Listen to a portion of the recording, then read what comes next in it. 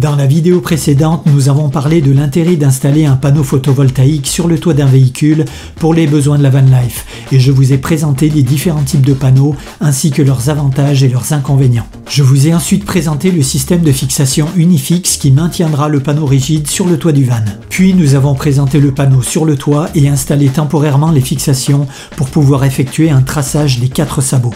Pendant le temps de séchage des fixations, j'ai percé le toit pour le passage des fils électriques et collé le passe-toit au Sikaflex. Une fois le temps de séchage terminé, nous avons installé le panneau photovoltaïque de manière définitive et vissé les équerres de maintien dans les 4 angles. Enfin, je vous ai montré comment sertir les connecteurs MC4 qui relient le panneau au contrôleur de charge en respectant scrupuleusement les polarités. Nous allons voir maintenant comment effectuer les connexions électriques et le paramétrage du MPPT. Pour l'instant, on va laisser toutes les connexions ouvertes et on va aller à l'intérieur du véhicule pour s'occuper du MPPT. On va maintenant parler de ce magnifique petit boîtier bleu qu'on appelle le contrôleur de charge solaire, MPPT dans mon cas. Il va se charger de récupérer l'électricité qui provient du panneau photovoltaïque qui se trouve sur le toit pour l'envoyer vers la batterie auxiliaire afin qu'elle se recharge intelligemment. Il existe différentes technologies pour les contrôleurs de charge solaire. L'une des plus récentes et qui se vend beaucoup, c'est le MPPT. Ça signifie Maximum Power Point Tracking. Attention, ça n'a rien à voir avec le logiciel PowerPoint. Non, non, non, s'il vous plaît, pas PowerPoint. Non, non, au secours. Littéralement, en français bien de chez nous, localisation du point de puissance maximum. C'est-à-dire qu'en cas de ciel nuageux, cette technologie va améliorer de 30% la collecte d'énergie par rapport aux technologies précédentes. Le MPPT qui convient pour de petites installations comme la mienne, c'est le MPPT 100/30. Le 30 signifie que le contrôleur va délivrer en sortie un maximum de 30 ampères vers la batterie pour qu'elle se recharge. Sa puissance nominale est de 440 watts, ce qui correspond à peu près à la puissance de mon panneau, mais si toutefois on devait lui envoyer une puissance supérieure, il va de toute façon lui la limiter à 440 watts. Lorsqu'on va le connecter à la batterie, il va détecter automatiquement le voltage, 12 volts ou 24 volts. Lorsque le boîtier se met à chauffer, le MPPT utilise les ailettes métalliques qui se trouvent à l'arrière pour se refroidir. C'est-à-dire qu'il ne contient pas de ventilateur, contrairement à des technologies précédentes. Étant donné qu'il ne consomme quasiment rien en interne, il a une efficacité supérieure à 90%. On a donc un courant de sortie total jusqu'à la température de 40 degrés Celsius. Si toutefois la température devait augmenter de manière anormale, le MPPT contient une sonde de température en interne, ce qui va lui permettre de réduire la tension de charge qui sera envoyée vers la batterie. Il sera programmable sur smartphone via l'application Victron Connect et on aura le choix de 8 algorithmes de charge différents. La charge n'est pas linéaire, elle va se faire de manière adaptative en 3 phases, bulk, absorption et float.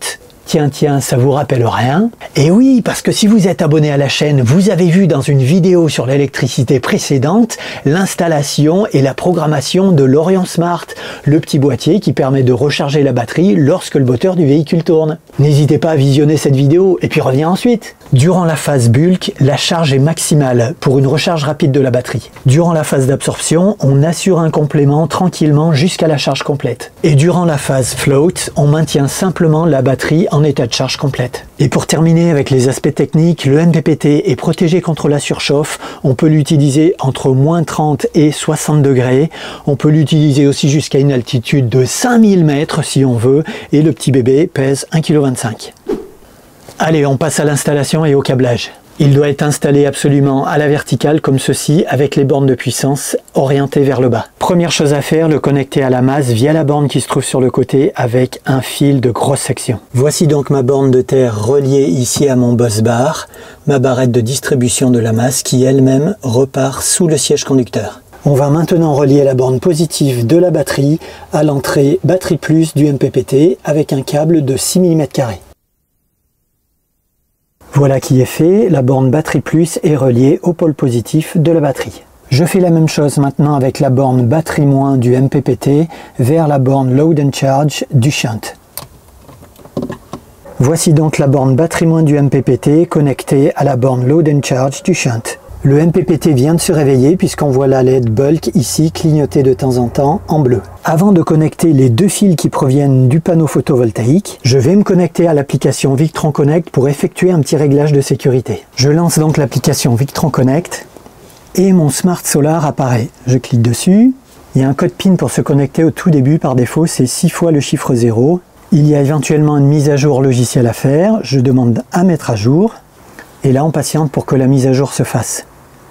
J'ai donc une version actuelle qui était la V2.14 et la plus récente c'est la version 2.41. Ça y est, le logiciel a été mis à jour, je clique sur continuer et je vais cliquer sur mon MPPT pour effectuer le réglage qui m'intéresse. On me demande maintenant une mise à jour pour le Smart Solar Charger. On y va, mettre à jour. Ma version actuelle est la 1.47. On va passer à une nouvelle version qui est la 1.59. Bon, il est conseillé de ne pas prendre les appels entrants lorsqu'on fait la mise à jour. Non, no good. Bon, ça va marcher quand même la mise à jour, mais il ne faut pas prendre les appels. Non, faut pas. C'est pas une bonne idée. Ça y est, je suis mise à jour sur la version 1.59. Je clique sur continuer. Maintenant, je vais pouvoir sélectionner mon Smart Solar MPPT et arriver normalement sur l'écran d'accueil. Cet écran d'accueil, on y reviendra plus tard. Là, j'ai un petit rappel qui me dit qu'à un moment donné, il faudra que je change mon code. Je ne fais pas maintenant pour pouvoir continuer. Et je vais aller dans la petite roue des paramètres en haut à droite pour pouvoir aller dans la section batterie. Alors, j'ai un petit message ici qui me propose d'afficher les données pertinentes à chaque fois que je verrai la liste de mes appareils. Donc, je vais l'activer maintenant. Ça, c'est pas mal. On y reviendra plus tard. Ce que je voulais donc vérifier est visible ici dans l'écran d'accueil, tout en bas. On voit que l'état est à off. Ça, c'est bien parce que pour l'instant, les connexions ne sont pas faites et on n'a pas envie d'envoyer de l'électricité pour l'instant à l'intérieur de la batterie. Cet écran d'accueil ressemble étrangement à l'Orion Smart. L'onglet statut, l'onglet historique et l'onglet tendance. N'hésitez pas d'ailleurs à regarder sur la chaîne Manuka cette magnifique vidéo sur l'installation et la programmation de l'Orion Smart. On va aller effectuer quelques réglages dans les paramètres, la petite roue en haut à droite. On va dans la rubrique batterie, donc on constate ici que automatiquement la batterie a détecté un système qui est connecté sur le 12 volts, mais on voit qu'on peut modifier aussi 24 volts, surtout ça en principe faut pas y toucher. Ensuite on a un courant de charge max qui est fixé par défaut à 30 ampères. J'ai vérifié dans la documentation de ma batterie spécifique sur le site Ultimatron France, le courant de charge maximum autorisé pour ma batterie c'est 50 ampères, par contre le courant recommandé c'est 20 ampères. Donc je vais me positionner ici sur 20 ampères plutôt. À chaque fois qu'un paramètre a été verrouillé, pris en compte, on a une petite coche verte qui apparaît devant la rubrique. Dans la rubrique chargeur activé qui actuellement est sur on, on a la possibilité de faire un switch sur off, c'est-à-dire que toute l'énergie qui va être contenue dans les panneaux ne sera plus envoyée vers la batterie. Je vais l'essayer là. Donc ça peut être intéressant par exemple en cas de maintenance si on souhaite modifier le panneau ou le changer ou modifier les connexions à l'intérieur de la zone électrique. Voilà, je l'ai repositionné sur on. Je vais maintenant m'intéresser à la rubrique préconfiguration de batterie qui est positionnée pour l'instant par défaut sur interrupteur rotatif. Je vais donc cliquer sur la liste déroulante pour aller sélectionner une préconfiguration et tout à la fin de la liste, je vais trouver Smart Lithium, lithium fer phosphate 4. C'est exactement ce qui a marqué sur ma batterie, ça me va bien, je sélectionne ça et je fais OK. On voit du coup qu'un certain nombre de paramètres se sont renseignés automatiquement, notamment la tension d'absorption à 14 volts 2 et la tension float à 13 volts 5. La rubrique tension d'égalisation est positionnée à désactiver par défaut. Surtout, il ne faut jamais l'activer, ça concerne uniquement les batteries dans lesquelles on va rajouter de l'électrolyte. La compensation de température, on la laisse désactiver également. Et enfin, la coupure pour température basse, on la laisse à 5 degrés Celsius. C'est impossible dans la vraie vie de charger une batterie lithium en dessous des 5 degrés Celsius. Je reviens dans l'écran des paramètres dans lequel je trouve une information qui s'appelle sortie de charge. Le mode d'opération, ici, on peut le mettre à toujours éteint. En fait, ça ne me concerne pas sur le produit que j'ai acheté, mais sur certains MPPT, au lieu d'avoir 4 broches, on en a 6, dont 2 sorties en 12 volts, qu'on appelle load, qui permettent par exemple d'allumer des lumières ou d'alimenter d'autres consommateurs 12 volts. De toute façon, sur notre produit, les 2 bornes n'existent pas, donc on peut le laisser sur toujours éteint. Je reviens dans l'écran d'accueil des paramètres. Lampadaire, c'est un petit peu la même chose. Étant donné qu'on n'a pas ces 2 bornes de sortie 12 volts, on peut le laisser désactiver. Si par curiosité je le tourne sur on, je vais voir que j'ai des réglages qui sont possibles en fonction du coucher du soleil, du lever du soleil par exemple. Et enfin, il y a une dernière rubrique dans les paramètres qui s'appelle fonction de port TX. Ça concerne les personnes qui souhaitent faire du pilotage VO direct via la petite prise blanche qui se trouve en bas à droite du MPPT. Et pour pouvoir faire cette programmation, il faut acheter un dongle. Ça ne nous concerne donc pas. On va laisser la rubrique sur communication normale. Je vais effectuer une deuxième petite sécurité avant de connecter mon panneau photovoltaïque. Dans l'idéal, on connecte ou on déconnecte un panneau photovoltaïque lorsqu'il ne produit pas d'électricité. Donc à moins de travailler la nuit, et encore, avec une grosse lune, le panneau photovoltaïque serait tout de même capable de produire de l'électricité, puisqu'il travaille avec la lumière, on va faire en sorte que le panneau ne produise plus du tout d'électricité en le couvrant avec une couverture tout simplement. Et avant, bien évidemment, je vais baisser le toit relevable.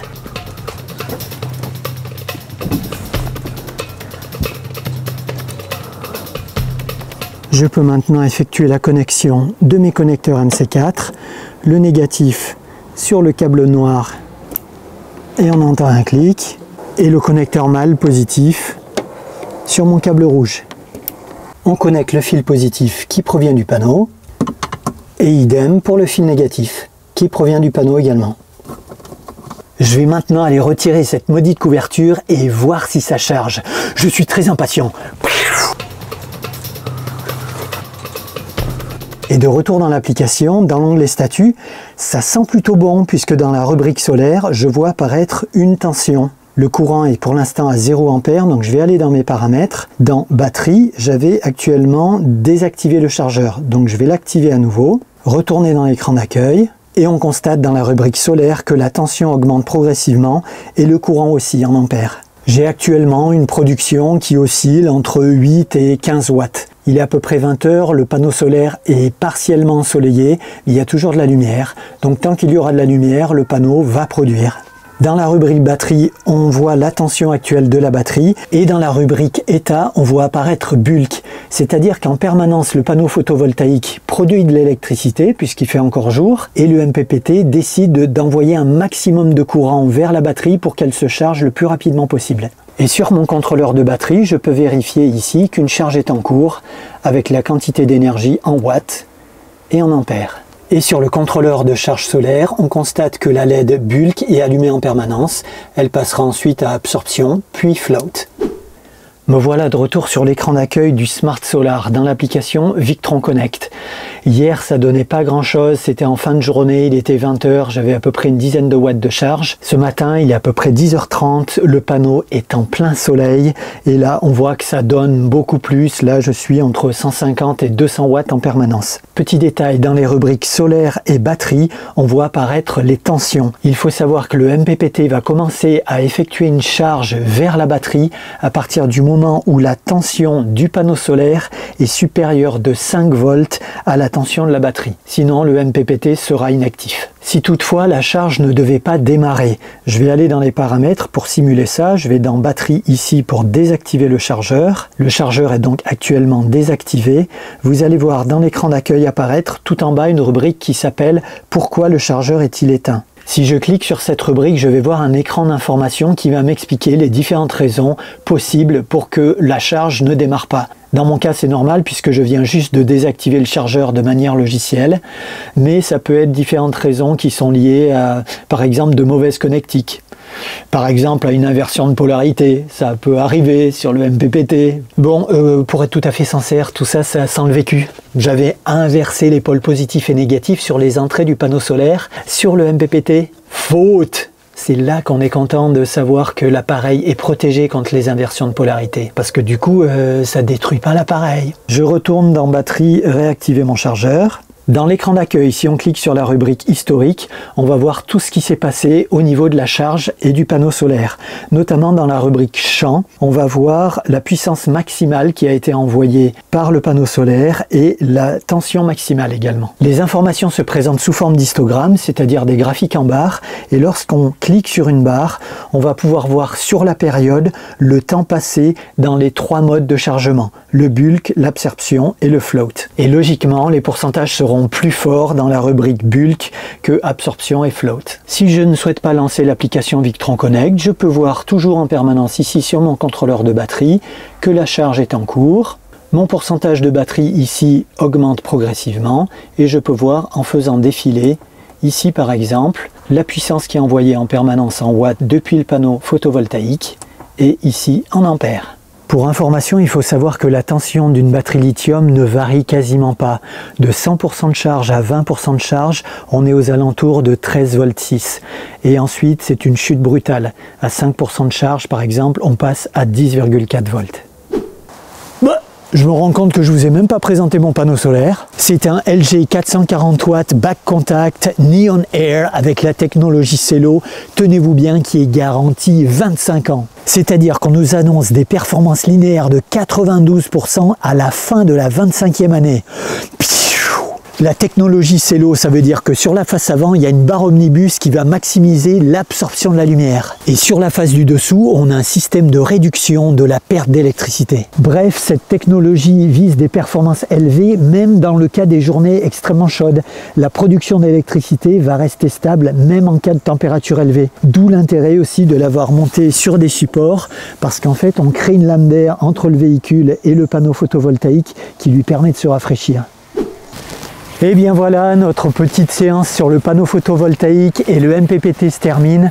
J'espère qu'elle aura été la plus instructive et la plus détaillée possible pour vous. Je vous laisse ici le détail de toutes les dépenses sur cette étape de l'aménagement et vous trouverez comme d'habitude un maximum de liens dans la description de cette vidéo. Pour information, j'ai déjà commencé à utiliser le panneau photovoltaïque en conditions réelles et c'est un truc de fou. J'ai véritablement l'impression d'avoir une petite centrale électrique au-dessus du toit. Entre l'Orion Smart qui charge la batterie pendant que je roule et le panneau photovoltaïque sur le toit qui la charge en permanence, sauf la nuit, je ne suis jamais descendu en dessous de 90% de charge. Tip top. Sachant bien évidemment qu'il faut prendre en compte le fait que tous mes équipements ne sont pas encore connectés, notamment le frigo ou la glacière qui va consommer en permanence et que j'ai très peu utilisé mon chargeur d'ordinateur. Et puis on pourrait éventuellement prendre en compte aussi le fait que on est en été, il a fait très beau, les journées sont longues. Ça peut jouer, mais ça peut. Quoi qu'il en soit, n'hésitez pas à commenter cette vidéo, à partager le lien et à vous abonner à la chaîne Manuka pour l'encourager, ça me fera très plaisir. Quoi qu'il en soit, on se retrouve très bientôt pour parler de gaz et de table de cuisson. D'ici là, je vous souhaite très sincèrement de très belles choses et surtout, profitez de la vie.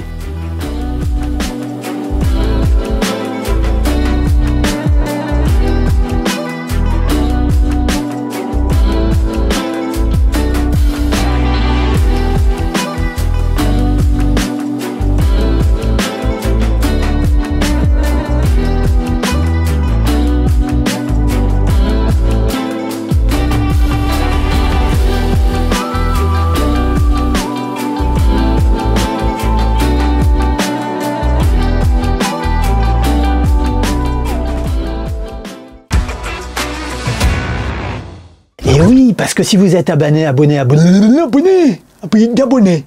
ça mouline. C'est informatique quoi. Et ça mouline. Bientôt, ça arrive là. La mise à jour logicielle est en cours. Veuillez ne pas quitter. Ne quittez pas. Une conseillère va vous répondre.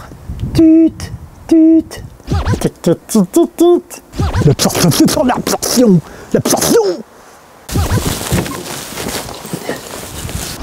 Je recommence la cote de la voiture, sauf la nuit, bien évidemment.